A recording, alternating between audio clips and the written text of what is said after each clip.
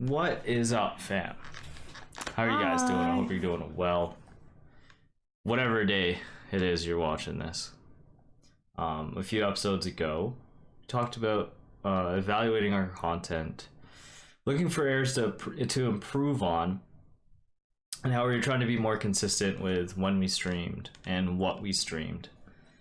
And we've also made a new split streaming schedule that has been working out.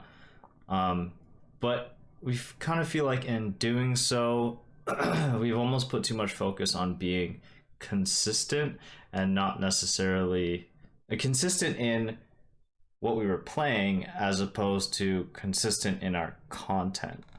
So we're going to talk a bit about that this episode. So we basically realized that we were being consistent in what we were playing, which is what Pete was just saying. But we hadn't really thought to think about like who we were making content for. And I feel like we were kind of just making content for ourselves. It was like, we're going to play A, B, or C.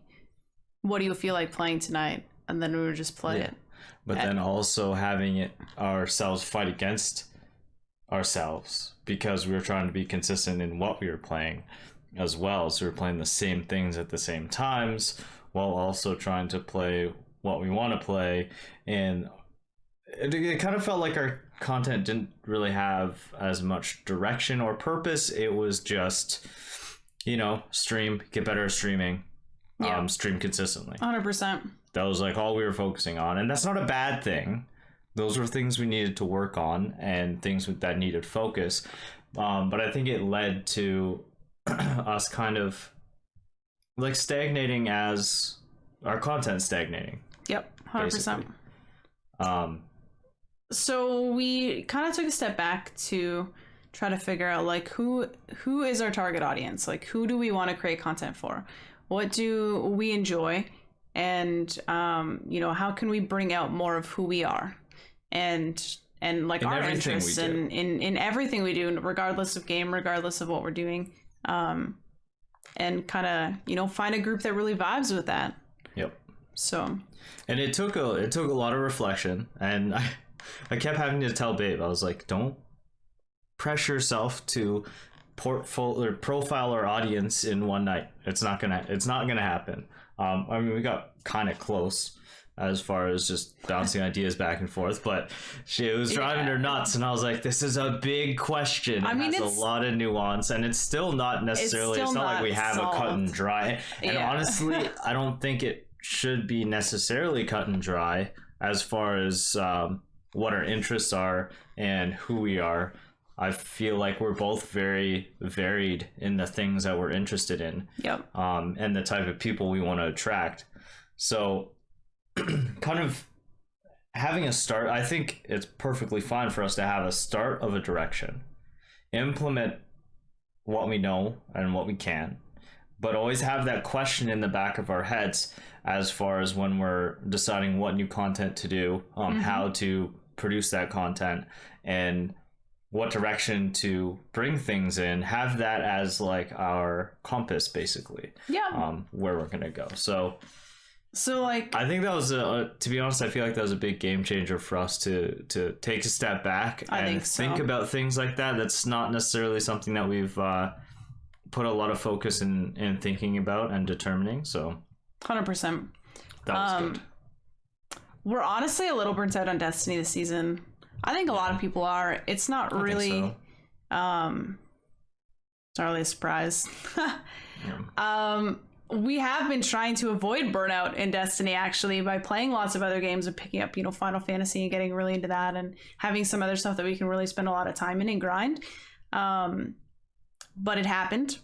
And I know that I personally have been trying to be consistent in what we've been playing by making sure that I have Destiny in there like a few times a week. And it kind of just got to a point where I was looking for stuff to do in Destiny, and I ended up relying on like titles and like Solstice and kind of just a lot of activities that I really don't enjoy doing very much. So it was like power grind every reset, and I would jump on and kind of do my strikes, do my game, but I don't enjoy those things very much. So it was like I was bored and burnt out, but then also trying to like just be consistent in it, because I know that we should be, in the Destiny community, in the Destiny directory, making Destiny content, so that when November comes, we've been there. As a business decision, it makes sense. And also we do love the game. We do love the game. The game as a whole is such a big part of, at this point, such a big part of who we are. Yes. It's kind of at the heart of everything. So not everything. I think what we were kind of doing was we've started looking at the things that we used to enjoy in Destiny and the things that we've enjoyed in the past, and like how can we incorporate stuff that we've enjoyed and stuff that we will enjoy now into more of our content. And I think it's been a bit of a roller coaster, starting with Trials coming back. Yep. Because we were so hyped up about Trials coming back. We had high hopes. It came out. When population was high, the first few weekends, it was a blast. Fantastic. When population is high in Trials, I think for the most part, across the board, everyone has most people, I would say 98% of people have a better experience than when the population is low. Absolutely. And that kind of took us away from doing comp help, which we had already petered off. But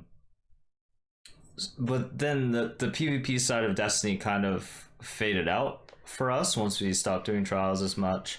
We weren't doing comp. Yeah. We were kind of stepping away from that. And then we got PCs, and then we were like, well, we don't want to deal with cheaters, so we're just going to hang back from that. But during this whole discussion that we had about restructuring and our target audience and where our direction is, we also kind of reevaluated what we really enjoy in Destiny. Yeah. The things that we used to enjoy, the things that we would enjoy now if things were in the state back then. And a lot of that was PvP stuff. Yep. It was comp, it was trials, it was scrims, it was private matches. Right now, the one thing I will inevitably always have fun playing in Destiny 2 is privates with friends. That's the fallback.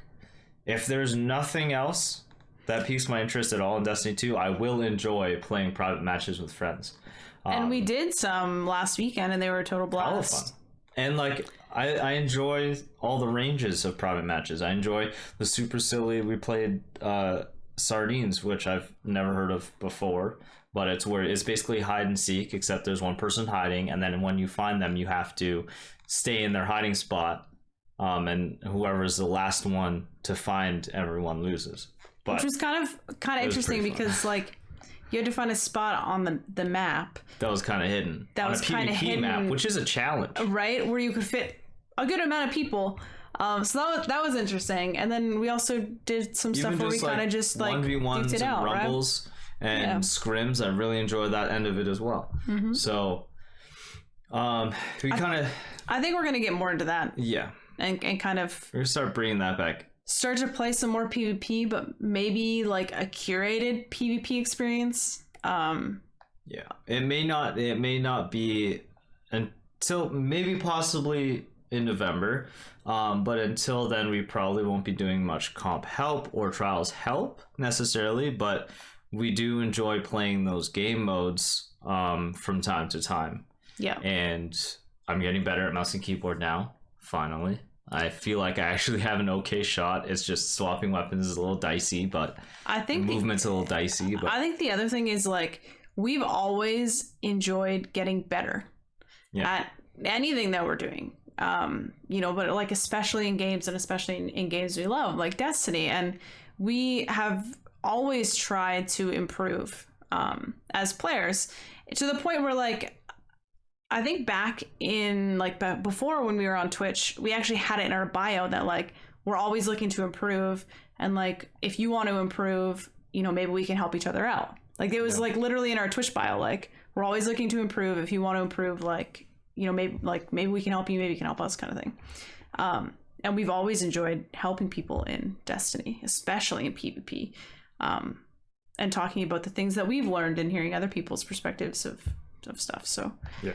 That was actually something that we're really trying to substantiate in the whole target audience thing. Is a big component of who we are when we play video games and go through life in general is having a growth mindset as opposed to a fixed mindset.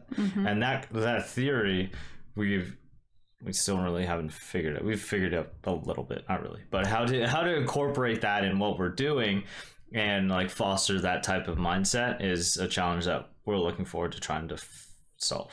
Yep. So like I mentioned earlier, we're also trying to figure out how we can incorporate more of ourselves, who we are and our interests and kind of what we're about into our content. Which is an interesting thing because there's a lot of aspects about us, as transparent as we are. Sometimes questions don't get asked or conversations just don't happen. Yeah. And there's a lot of things that you guys won't know about us, even though sometimes I'll be under the assumption, but not everyone's there when I talk about X. Not everyone's there when Babe talks about Y.